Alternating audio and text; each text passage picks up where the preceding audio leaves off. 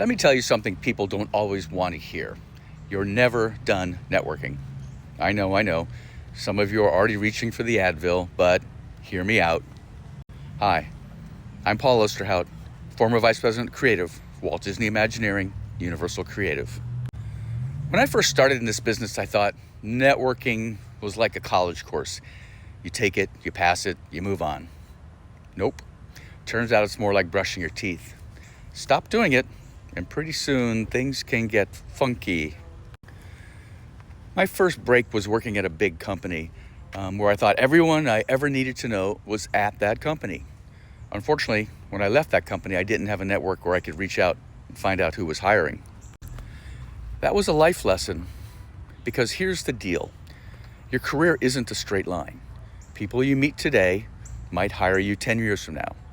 Or you might call them in 20 years when you suddenly need a creative director who understands both roller coasters and retail design. Yes, those unicorns exist. I've worked with a few great ones.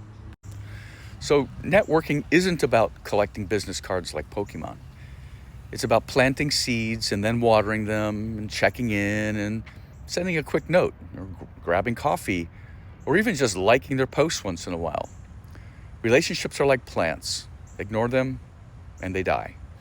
Nurture them, and one day they may grow into a tree you can climb, or at least a bush that keeps you in the shade. Bottom line, you're never done networking. Not when you land that big job, or when you retire, or even when you think you don't need it anymore. Because it's not about opportunities, it's about people.